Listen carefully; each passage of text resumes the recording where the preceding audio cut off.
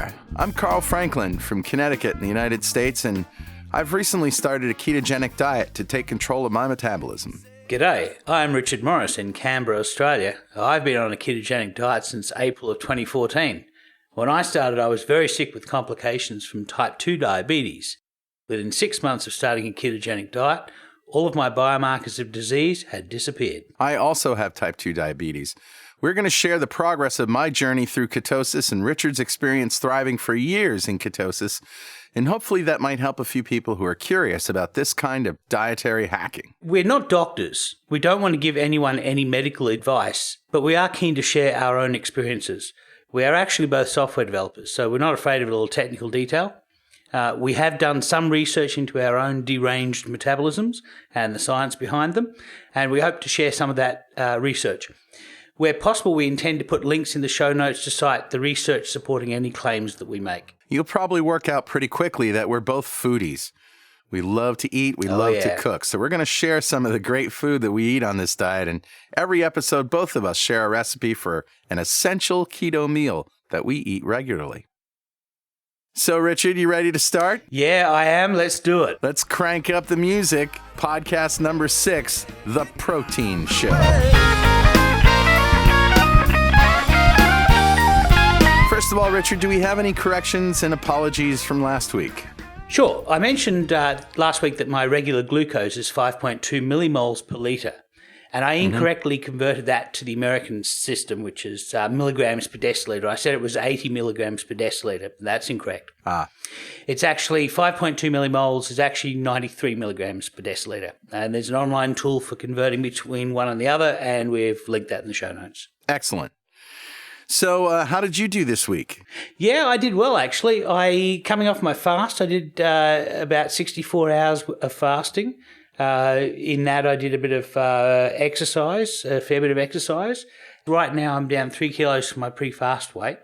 I haven't done this week's cycle yet. So I got you. Yeah, so I might be down a little bit more after my bike ride tomorrow, but for me, the bottom line's never been about weight. Yeah. For me, it's always about getting my glucose healthy, a healthy level of glucose, because there's so many other things, that follow on from that. Yeah, we're here to reverse diabetes. Pretty much. That was my goal. And the second goal, if I could achieve the first, was to get to instinctively being able to eat what I wanted, when I wanted. Basically, I wanted to get to a point where I was able to eat when I was hungry, and put my body through some exercise demands, and for my body to maintain a healthy weight range. So that's something I've never been able to do. So that was a goal for me, and that's something I achieved as well. Same here.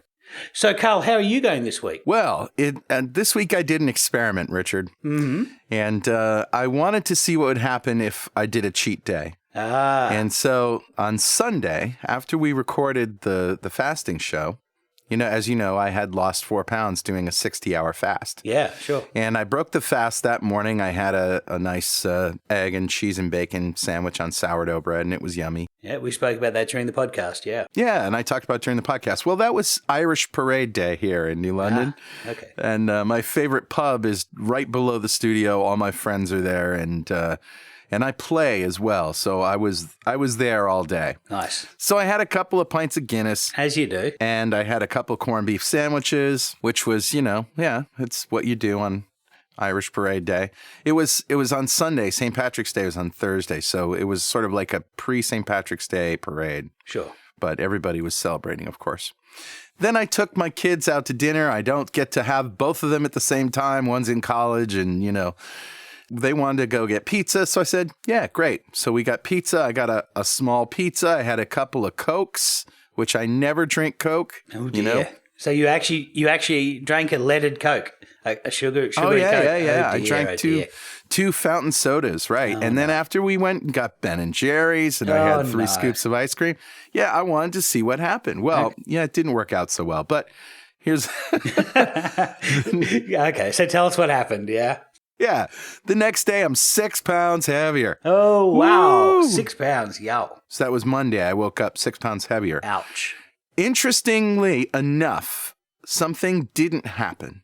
I didn't have the cravings. Ah, okay. Interesting. Yep. I woke up. I was heavier, but my cravings were, gone. And if this had been a couple of months ago and I had had a day like that, I would have been really, really hungry and craving carbs, and it would have been hard to get back on the horse. Yeah. However, I had my bulletproof coffee in the morning. I had a keto lunch. I had a keto dinner. Everything was great. Now, the next 4 days, I did dinner only. Right. So no breakfast, no lunch. No breakfast, no lunch. I didn't even have bulletproof coffee in the morning. Nice. All I had was, just like during my long fast, I had salted water and made sure to take fiber, psyllium husk, and multivitamin and my mineral supplement. And I had, salt water when I got hungry. And then the pounds came off. Nice. 2 pounds a day. Yeah. For 3 days. And then 1 pound. I did 1 pound down this morning. So basically, it took me 5 days to get back to where I was after that fast. Yeah. So that's not good. No. Well, I can kind of guesstimate what happened. You put on glycogen. Yeah. So you probably ate 300 grams or so of carbohydrates, and you would have repleted almost your glycogen stores. And of course, all of that, you probably were dehydrated as well. You probably drank a lot more than you normally would. And so what you did was you refilled your temporary glucose tanks. Yep. So you had to burn that down. And that's why intermittent fasting was such a good thing, because it forced you to burn down through that glucose very quickly. Right. And because you're fat adapted, you're efficiently able to burn fats. Yeah. It's not like you were sort of 2 months ago where you were great at burning glucose because that was what you did, but you weren't that good at burning fats. If you'd gone through this process, you would have felt awful. I would have. You probably still felt pretty bad, but... Yes, but it wasn't as bad as it would have been a couple months ago. You're right. And like I said, there were no cravings and everything. And even, while I was eating the carbs, I didn't crave them. Oh, interesting. I'm a scientist by nature, so I love to tinker and... Self-experimentation. Exactly. So for now, I'm going to stick with the intermittent fasting daily. And if I hit a plateau there, then I'll probably do a couple of days of keto and maybe a 60-hour fast again. That's sort of the way it's going to go. So during your feeding window in intermittent fasting, are you planning to be mostly keto or... All keto. All keto, right. Yeah. Cool. Yeah. I've heard it said that keto and IF, when you combine the two, are twice as good as either is. So in terms of lowering your insulin and then causing weight loss to happen on a persistent basis. So, yeah, that's awesome. Right. So welcome to Two Keto Dudes. Just as a recap, the ketogenic diet that Richard and I eat, basically we restrict our carbohydrates to incidental carbs, which is mostly from green leafy vegetables and maybe some nuts. And we eat enough protein to maintain muscles, and everything else comes from fat. So it's typically 75 to 80% of your calories come from fat. Yeah. About 20% come from protein and about 5% from incidental carbs. That's what ketogenic is. While we're actually losing weight, that fat, most of that fat is actually coming from body fat. It's not like 75% of our plate is fat. Right. It's actually, I guess, probably 20% or so. But most of the fat that we're burning for energy is coming from a Krispy Kreme we ate a decade ago and didn't need at the time, so we put it on our love handles and kept it around for a rainy day. So this is the point in the show where we typically read some email or a comment, but we didn't really get anything this week. Richard, before we talk about protein, there is one thing that bugged me this week. I hear people talking about kilocalories, and I only talk about calories with a capital C, which is, there's 100 calories in this, little bag of food or something like that. But what is a kilocalorie? Okay, so I always use the term kilocalorie because there's less possibility for confusion. But there's two schools of thought on the term calorie. There are people who are talking about food, that's your nutritionists and dietitians, and they're talking about calories with an uppercase C, a capital C calorie. What I think of when you see 100-calorie snack pack. Yeah, that's right. So that's what you're talking about, a capital C calorie. Now, physicists have always had their own measurement of energy, and it's basically how much energy is required to raise a gram of water by 1 degree. And their measurement is actually 1,000th of the measurement of a dietitian's calorie. So a physicist's calorie, when you see it written out, uses a lowercase c. Yeah. And it confuses everybody because obviously we can't use case while we're talking on a podcast. Right. So I like to say kilocalories, to be precise at what I'm talking about, is 1,000 of the physics versions of the calorie. All right. So when you say your bone broth that you ate on a fast was maybe 30 kilocalories, it was nothing. Do you mean 30 calories with a capital C? Yes, I do. I see. So a dietitian would say that's a 30 calorie. All right. So it's really just to disambiguate between a lowercase calorie, which is 1,000th of a uppercase calorie. That's exactly it, yeah. But a kilocalorie is 1,000 lowercase calories or 1 regular calorie. That's right, yeah. All right. So this is the protein show. Let's talk about protein. First of all, it's an elusive term, and it's one of those terms that people don't really understand what it means. And, like enzyme is another one that people throw around because it has an active sound to it. Like, oh, enzymes are working, right? Sure. And really, we don't understand it. Just tell us in plain English what protein is. Okay, well, I'll try and be as plain English as I'm able to. So it's energy, and it's also the building blocks that we make our body from. Okay. So from an energy point of view, it's about the same energy density as glucose, so 4 kilocalories per gram. In fact, it's slightly more dense than than glucose. When you measure it in kilojoules, it's like 16 kilojoules per gram for glucose and 17 for protein. But that's way too much detail. All right. It's also the building blocks that we make our body from. Right. Proteins are long chains of things called amino acids. Proteins are otherwise known as polypeptides. So it's basically a long chain of these amino acids, and the structure of how those amino acids link together determines what the large-scale shape of that protein is. And it's the shape of the protein that does most of the work. So you can probably think of amino acids as like little different shaped Lego bricks, and the structure of how you put together those Lego bricks determines what the protein is going to do. And there's a lot of proteins in the human body. Insulin, for example, is a protein. Insulin has, at one end of the insulin molecule is a little key that fits into a lock on the outside of your cells. And when that insulin goes into that lock, it opens a gateway that allows glucose into the cell. Oh, very cool. So it's the physical structure of that long chain of amino acids that does the work. Yeast proteins have an average of 466 amino acids. So you can imagine they're quite complicated, long structures. The longest protein found in the human body is in muscle cells and has 27,000 amino acids. So wow. It's a fairly complicated thing. Yeah. Hemoglobin in blood is another protein that carries the oxygen around our body. So they're vitally important for our body. And there's some say 22 different amino acids commonly found in human proteins. 9 of them are essential, which basically means that we need them for our day-to-day functioning, and we don't make them. We can't make them from anything else, so we have to eat them. So you have to have protein in your diet. We use protein to maintain our body. If you don't have enough protein in your diet, your body will catabolize unneeded protein structures like muscles. And that's why... And catabolize means burn for fuel. Break down means to pull apart, and yeah. We're going to reuse these amino acids for building up necessary proteins like, if you ran out of insulin, that would be a problem. Or if you ran out of hemoglobin, that would be a problem.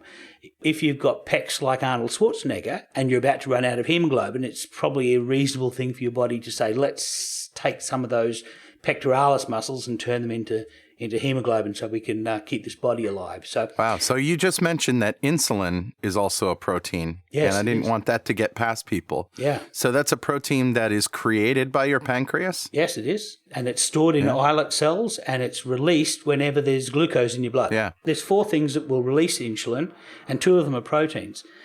you've got glucose and mannose, which are two sugars, and there are two amino acids, I think alanine and leucine, and both of those will, they're called secretagogues. They cause insulin to be secreted. All right, and we also know that when you eat glucose or fructose or any sugar, that more insulin is secreted in response to sugar than protein. But eating protein, as we said before, does also raise insulin a little bit.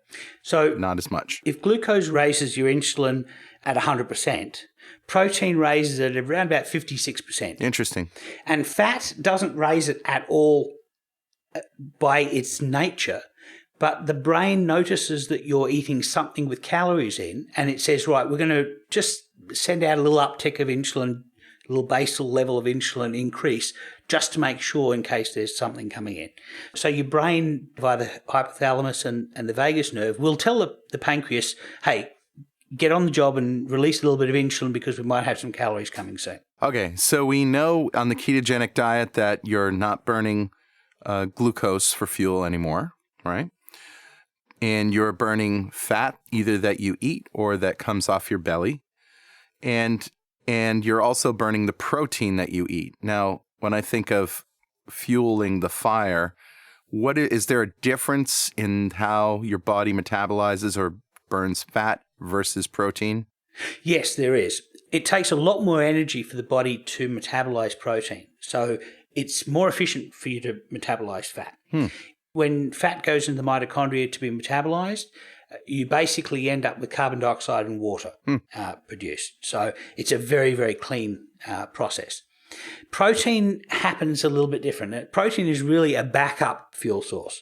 It's for when you don't have any glucose and you don't have any fat. What we'll do is we'll break down some protein and we'll, if you've got Arnold Schwarzenegger biceps, we'll use some of those to keep you alive, give you enough energy to be able to chase down a woolly mammoth and get a feed. Right. It's the third primary source of energy. Protein doesn't burn clean. What happens is, so the first thing that happens is protein is deaminated, which is basically the nitrogen gets shuffled off and turned into urea, and then that gets filtered out by the kidneys.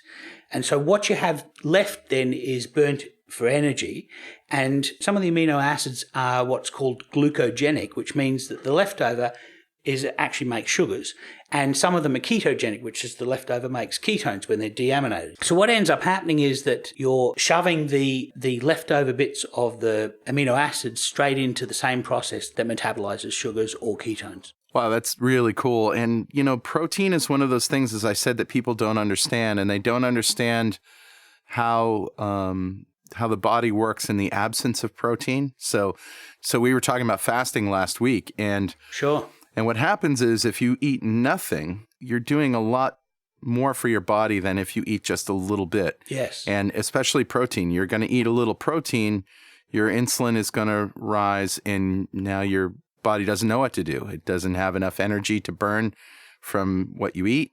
And if your insulin is too high, it can't take your fat reserves. And so this is when problems start.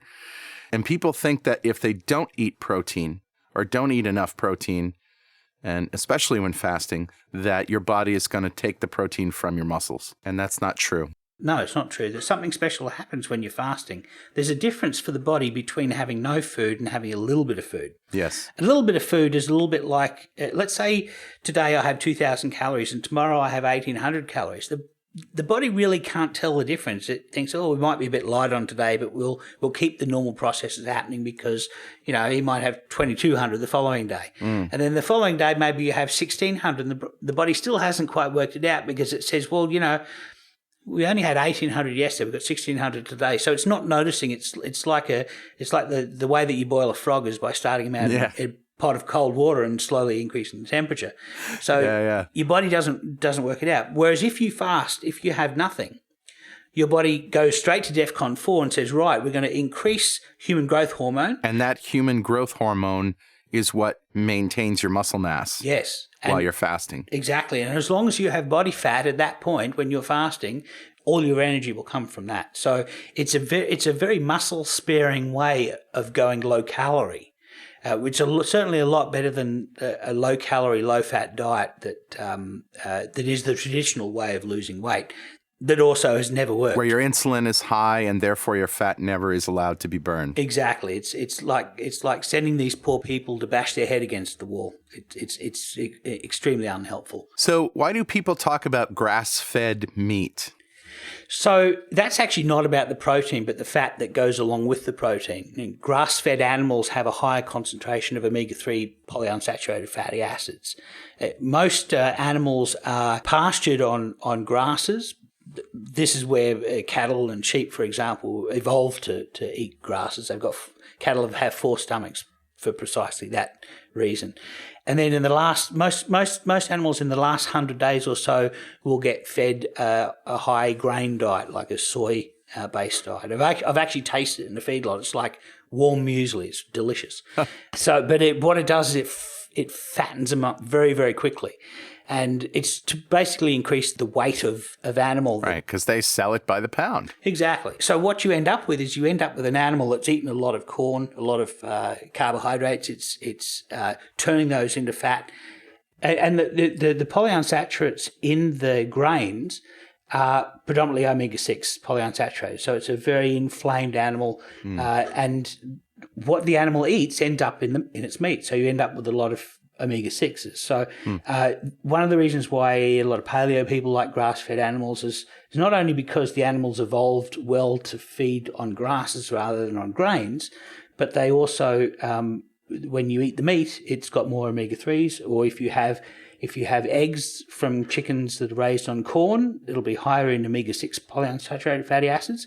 And if you eat chickens at free roam, chickens are omnivores like us. They eat worms, they eat bugs, they eat lots of critters, and they end up with a higher omega-3 ratio in their eggs. So going back to the fat show when we talked about omega-6 versus omega-3, you want to have a higher ratio of omega-3 to 6 than the typical American diet does. It's really out of whack. Very much so. So it's really a good idea to eat grass-fed. Yes. A grain-fed juicy steak is going to be better than having a pizza. But, if you were able to get a grass-fed steak, it's going to cost a little bit more, but it's worth it in the long run.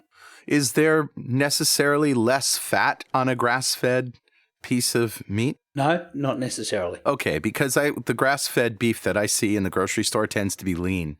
Right. And I just wondered, but I have seen ribeyes and things that are more fatty that have been grass-fed. Yeah. And they are delicious. Yes.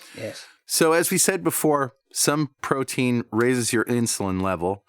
But, if you're eating the ketogenic ratios, which is different from your standard low-carb diet in that there's more fat and less protein, the ratios are enough so that insulin doesn't get raised as high. Yeah, so when I first started a low-carb diet in 2004, that was on an Atkins diet, and that was when Atkins was really in their bread aisles would turn low-carb all of a sudden. And I did Atkins maybe for almost 2 years, but I was starting to feel nauseous towards the end. And a lot of that had to do with the fact that the Atkins diet was low carbohydrate above all other things, and they really didn't care about protein. And so it was a high protein diet. Now, the problem with protein is when you eat more protein than you need to build up your muscles and to maintain your body, all of the excess gets converted into glucose, basically converted into energy. And most of that gets converted into glucose. And that then causes insulin to rise, which causes you to put on more weight. So basically, it's not much point in going low carb if you're going to be high protein because the excess protein. So the distinction really between an Atkins diet and a ketogenic diet is a ketogenic diet is just enough protein to maintain your body. Only a non-caloric amount of protein. And that's to keep the insulin as low as possible. That's it. And it all comes down to keeping insulin as low as possible. Yeah. If we keep insulin as low as possible, it reduces our risk of cardiovascular disease, all of the nasty things that happen with diabetes. It also helps us lose weight. There's lots of advantages for it. Are there any proteins that we should avoid because of the rate at which or the amount of insulin that gets released when we eat them? Whey is a good example. There's a couple of studies into whey, and it produces almost as much of a release of insulin as does glucose. Really? Yeah, it does. And it's because it's a cheap byproduct of industrial cheese manufacture. Yeah. In Italy, where, in the regions that make Parmesan cheese, they make Parma hams, and the reason why is because they fatten their pigs on whey because they've got nothing else to do with it. It's such a waste product from the cheese-making process. Yeah, and whey. So when you eat a piece of hard cheese like Parmesan or cheddar or something like that, there's pretty much no whey in it, right? No. It's all been squeezed out. No way, dude. No way. No way. No way. So whey is not a great thing to have. It's cheap, and so it's in a lot of Atkins bars and Atkins shakes. Right, and a lot of bodybuilders take whey protein or I've even seen keto and low carb diets where you cook with whey protein, like you put it in your foods. So that's not good. No, it's that some of that's bro science. A lot of bodybuilders, like there are bodybuilders who have carb ups before they exercise, and that's a whole different level of the science that I really haven't gotten into because it's not something I've needed to research. But I tend to be skeptical about a lot of that. But insulin's role is to store energy. It's not necessarily for anabolizing, for building up muscles. And so I don't understand quite why pushing your insulin higher is a good thing for bodybuilders to do. But I'd be happy for anyone who does understand that side of things to send us an email. I'd be curious to learn. Who knows? We might have you on as a guest. Yeah, you could be a third dude. Right. So what happens if I eat too much protein? Okay, so we've already spoken about it turning into glucose, and if you have too much protein in your diet, more than you need to build muscles, you'll turn it into glucose. We've already spoken about that. So that's really an insulin twofer. You get an insulin spike from a twofer.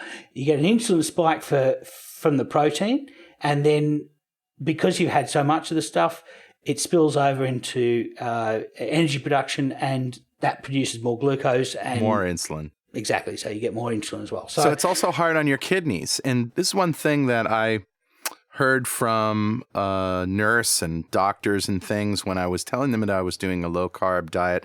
And this was the typical Atkins thing that you did, is that they were concerned that it put too much strain on the kidneys. And now I know why they say that. And they say, well, the long-term results of what it does to your kidneys is not in, and it works your kidneys too hard. So that is really interesting. Another reason to eat more fat than protein. In fact, the ketogenic diets have actually been proven to reverse the diabetic nephropathy, which is the disease of the kidneys in mice. Now, it doesn't necessarily mean it happened with humans. Sure. But it is certainly interesting. And because diabetes is predominantly a disease of vascular problems, all of our small blood vessels that go through the kidneys as part of the filtration system, all those small blood vessels become inflamed. And so diabetics tend to have dialysis at some point in their lives and possibly a kidney transplant. Wow. And we're preventing that from happening by eating ketogenic. We are. All these wonderful benefits are just constantly coming out here. Yes, not losing limbs is the one that I worry about. It's a good one. I almost lost a toe once from a nasty infection that got away from me. So what happens if you don't eat enough protein? Well, if you don't eat enough, your body will scavenge amino acids to repair itself, and it does it from your muscles. So, if you've got Arnold Schwarzenegger biceps, it'll pull some of those out. So we've spoke about that. However, that's only if you're not fasting. That's it. That's right. If you're fasting, your body goes into a different mode where it preserves your muscles because it's going to want you to chase down a mammoth to eat. Right. And just to call back to the fasting show, I was reading some more literature that I linked on the and there are studies that say in the first, say, 48 hours of a fast, and I'm talking about no food fast, your metabolism raises by 3.6 to as much as 10%. Wow. In other words, you're burning that much more. However, after 60 hours or maybe even 90 hours, your metabolism starts to dial back a little bit. And so this is why most people say fasting should be in that 60-hour window or so. Yeah. And it can drop as much as, I think it was 8%. Yeah. It would make sense, really. It makes sense, and this is it. It makes sense from an evolutionary standpoint. Let's say there's no food. All right, you get a boost in metabolism and energy and adrenaline and growth hormone to protect your muscles. Yep. Your body's saying, "Hey, stupid, chase down something. Get up and chase down something." Yeah. Now, if 2 days go by or 3 days go by and you still haven't eaten anything, it says, well, maybe this isn't just a short-term thing. It's adapting, like your eyes adapt to the dark, right? Sure, yeah. It says maybe it's in a short-term thing. Maybe this is more serious.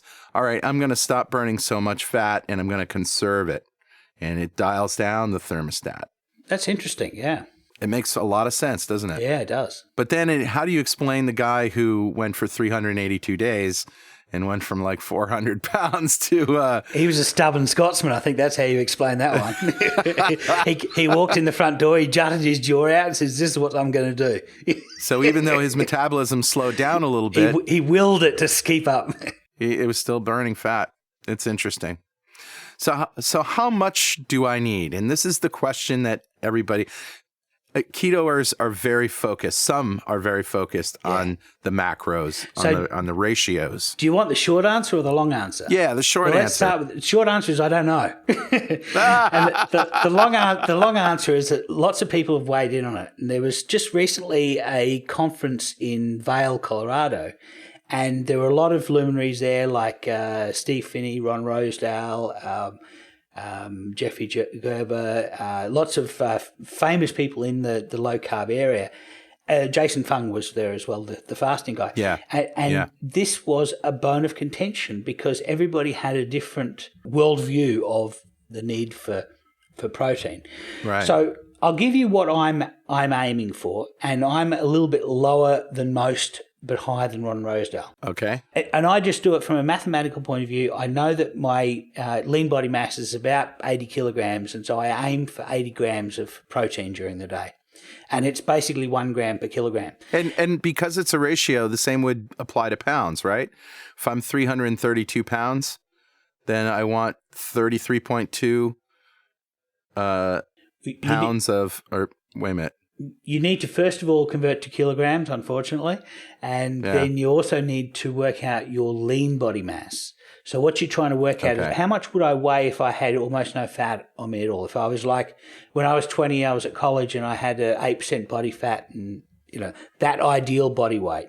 So that really comes from just height, doesn't it? You can have two people at the same height who have different lean body masses because, one is built one's more muscular than the other. Exactly. Yeah, so, or one is just like a more solid and the other one is wiry. So height is not a great model, but I know that the new Atkins plan, which is basically Eric Westman, Steve Finney, and Jeff Volek, they have a model where they use height, and they say, if you're 5'10", for example, and you're a male, then your range is, 77 to 180 or so grams. Right. Okay. There's a keto calculator that we referred to on the first show, and I use that to set to basically work out how much lean body mass I had and approximately how much protein that I needed. And it allows you to plug in whatever figure that you want, and I just plugged in 1 gram for a kilogram so that I could do that. Ron Rosedale, was one of the early pioneers, probably he and Steve Finney are the last of the first generation of pioneers in the low carb area. His model is 1 gram per kilogram of ideal body weight minus 10%.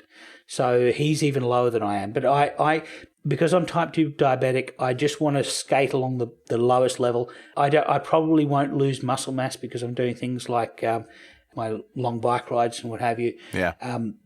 And I haven't done weights now for maybe 5 months, 4 or 5 months. Oh, okay. And you lift weights, though? I did. I used to lift weights 4 days a week, and I'm going to go back to doing that. But the interesting thing is, in that time off, I haven't really noticed a major loss of muscle. The ketogenic diet is certainly a muscle-sparing diet. When I first went on it, at the time I was lifting weights 4 days a week, and I went on the ketogenic diet, and I lost only fat pretty much. And so at the end of 5 to 6 months where I lost the majority of my body weight, all of a sudden these massive muscles appeared because they were sitting there underneath the body fat. Yeah. I wouldn't mind carrying a little bit less muscle than what I currently have. Not much, but a little bit less, especially lower body muscle. So I've heard of this procedure where you can go to a clinic and they put you in a tub of water and somehow they figure out what your lean body mass is from that. Do you know what I'm talking about, what it's called? Yeah, they used the displacement of your body, how much water you displace, and then your weight in the water, and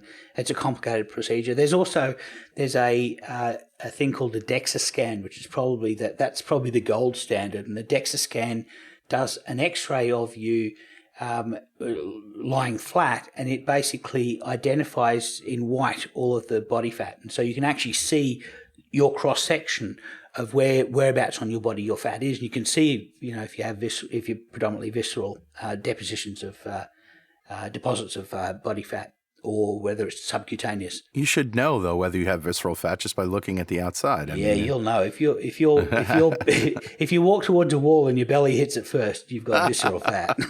And I've been there. I don't mind putting up my hand. That's all part of the diabetes complexus. If you can see people when you're driving along and you see people walking along the side of the road, you can tell the people who are diabetic because they have that apple shape where they got very little. They're not fat in the legs and the arms, but they've got this massive round belly, and that's diabetes. But then there are people who have type 2 diabetes that aren't overweight at all. Yeah, I feel sorry for those people because they have no indication of what's happening.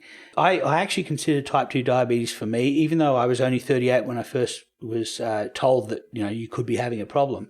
I consider that to be actually a good thing that happened to me because it basically told me about something that was happening in my body that there was no other indication.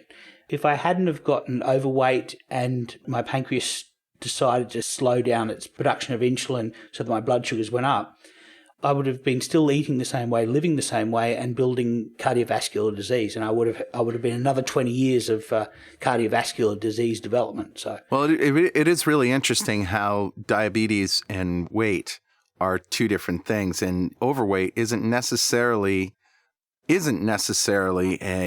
symptom of diabetes. In other words, there are people who are overweight that don't have type 2 diabetes, and there are people that have type 2 diabetes that are not overweight. Yeah. And so the two are different, but in our case, related. I'd be really interested to hear from anybody who has theories about why that is, because that might shed some light into our condition as well. Sure. All right, Richard, it's time for recipes. Recipes. You're due for a little recipes. Okay. You're first. I'm first today. So Yep. I think we're both going to do something with the sous vide machine today. Absolutely, because there's no better way to cook meat than with a sous vide. Yeah. So I got a sous vide machine a couple of years ago from Aldi. It was like $100 or so, and it's basically a temperature-controlled water bath. You can basically set it to a particular temperature, and then you just leave the meat in that for 12 hours or whatever, and the temperature from the outside gets through to the center of the meat, and the whole meat goes to that temperature, and you basically set the temperature to your doneness of your meat. Now, if you throw a steak on a hot plate, what will happen is the outside will go very hot, the outside of the steak will go very hot, and you leave it on for as long as it takes for the inside to get to where you want it to be. Right. But in that time, the outside has been overcooked. And so sous vide is a process for making sure that the whole meat is exactly the level of doneness that you want. Right. And any interactions that happen above that set temperature don't happen. And any reactions that happen within that temperature range do. Sure. So typically what you do is you set it high enough so that the connective tissue melts, and because that makes delicious meat. Yeah. And you have it go long enough so that it can melt at that temperature, but not so high that it doesn't dry out or overcook. Denature the meat, yeah. Yeah. So all different proteins have different methods of cooking, and we should probably talk about eggs at some point and fish at another point, because I've got lots of different sous vide tricks for those. But today I'm going to talk about tandoori lamb. Ooh. Lamb cutlets, in fact. Oh. The last Australia Day is on the 26th of January, and it's actually Julie's and my anniversary. So it's a special event for us, and it's kind of like July 4th. It's like our version of July 4th. Right. And lamb is as Australian as apple pie is American. Yeah. So lamb on Australian Day is a big thing. So the word sous vide actually means under vacuum. And what you're doing is you're taking some meat and you're putting it in a bag and you're vacuum sealing it so that there is no air to act as an insulator between the heating element, which is the water, Right. and the meat. So you're basically making sure that there's a clear contact surface between the meat and the temperature. So I'm going to get some cutlets, and what I'm going to do is I'm going to mix them in a marinade, and the actual cooking time is going to be about 2 hours. So you actually don't need to leave them overnight, but we do. So to make the marinade, I use a commercial tandoori mix, and I use a coconut yogurt, which is coconut yogurts are generally lower carb than milk yogurts, but you could use a full fat yogurt. You don't actually need a lot of it because you just want to coat the surface of the meat in the bag. When choosing a commercial tandoori mix, I mean, you can make your own mix. It's actually not that complex, but we only use about a teaspoon or two per meal. So, if you make up your own mix, you end up wasting a lot. Whereas if you have it in a jar in the fridge, it lasts for a long time. Mm-hmm. I generally choose a mix that has the lowest carbohydrate content, and I want to get something under 10% to use as a source of marinade. Okay. I add a little bit of in a bowl. I add a bit of about a teaspoon of the marinade and about a tablespoon of the yogurt, and I mix that together so it ends up with a basically orange-looking yogurt. And I take the lamb cutlets and I dip each side into the mix, and then I put them in the bag. I put about 4 per bag, and 4 is a meal for 2 people, so everybody gets 2 cutlets. It's about the right amount for us. Then we set the sous vide temperature for 58 degrees Celsius. Which is about 136.5 degrees Fahrenheit. Or Cool. Say 136. Cool. So this is going to get the meat to medium rare. And that temperature, that 58 degrees Celsius, will get to the center of the meat and make sure that every single piece of that meat is medium rare. Yeah. And we set it for 2 hours. And the 2 hours is really to give that temperature long enough to get into the meat. And you can leave it on for 14 hours if you want. You probably, with mammal meat like lamb and beef and what have you probably don't want to leave it for more than about 24 hours because then the enzymes start to break down the meat. But for fish, you got a much tighter window. Fish, you pretty much only want to be in it for maybe 20 minutes, and if it's been in for more than an hour, it's been too long probably. So we've sealed one end of the bag. We've put these cutlets in, and the cutlets have been smeared with this tandoori yogurt mix.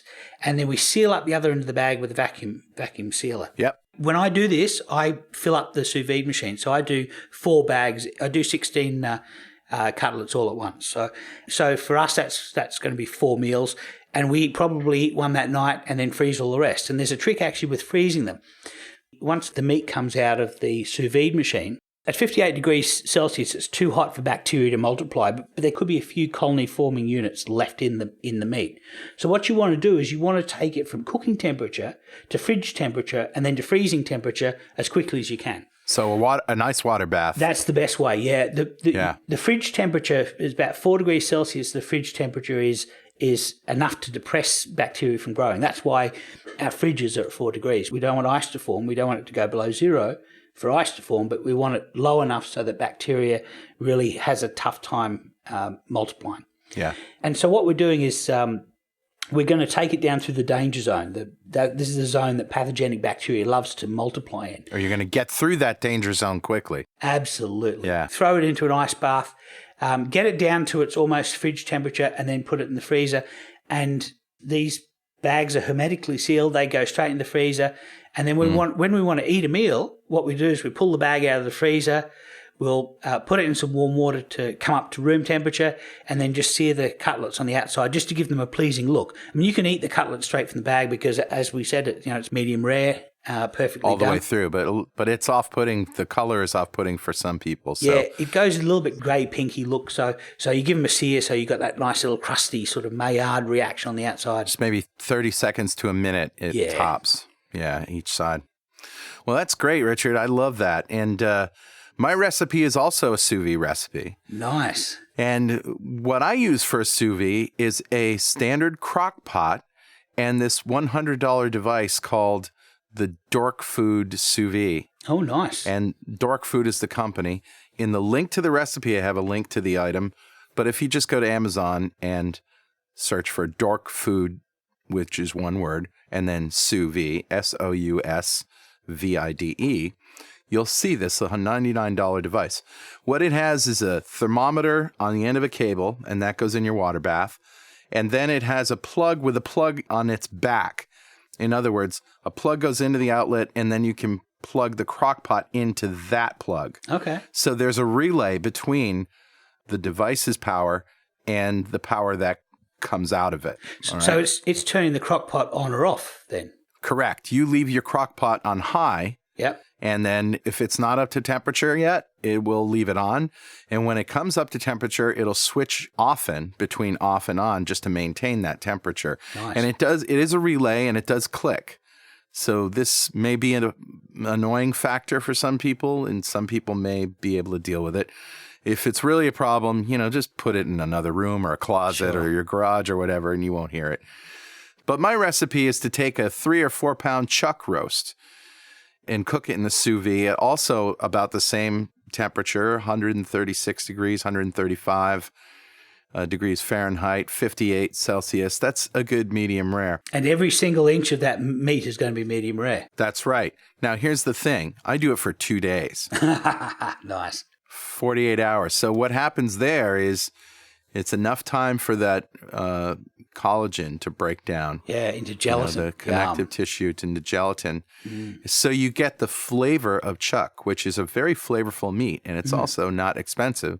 Yeah. And it comes out like the tenderness of filet mignon. Oh, lovely. Now, what I do is before it goes in the bag, I completely cover it in olive oil, coarse salt, chopped garlic, and herbs. Usually thyme is really good for beef. Yeah, thyme is good with beef, yeah. Maybe a little rosemary. Rosemary's better with lamb, but it's still good. And I vacuum seal the bag, put that in there, and 48 hours later, you take that out, let it rest just for a few minutes, and then sear all sides on a very hot cast iron skillet or pan or whatever it is. And then I slice it into portions, and I also sear those portions a little bit on each side. My wife likes medium, not medium rare, so I have to bring it up to temperature for her. And then I can eat the medium rare pieces just with a little sear on them. Here's another trick. When that meat comes out of the bag, there's a lot of juice in the bag. Bag juice, yes. Bag juice. Yes, and it's good. the classic sauce is you take that bag juice, you add a little wine maybe, red wine, a little butter. some butter, some heavy cream, and you don't have to salt it because it's very salty. You've already salted the meat, right? Yeah. And then just cook that down. You can add more heavy cream to dilute the salt a little bit, and you still get that flavor. And all those herbs and garlic are in there. Cook it down, bubble it, boil it a little bit to thicken it up. It's like taking the fond off the bottom of the pan after you've cooked. Oh, yeah. It's lovely. Yeah. It's lovely. And that just becomes a nice sauce. You can add mushrooms if you like, just wherever you want to put in that sauce. Yeah. Just be careful that you don't oversalt it. But, on the keto diet, we need salt and fat. We do. Salt goes through us, yeah. And this is the perfect way to get a little extra of both. Yeah, and now one thing I like doing with steak is putting a little bit of butter over the top. And oh yeah, you don't want to let anyone see you doing this in a restaurant, especially if you're not packing if you're packing a few pounds, because they think you're crazy, right? Can you bring me some butter for my steak? And they say, yeah, sure, I guess. Exactly. Yeah. All right, my friend, that's a show. That sounds awesome. Yeah, I hope you learned a few things about protein. Please send us email, dudes@twoketodudes.com, or comment on the website, twoketodudes.com. We love to hear from you. And happy eating.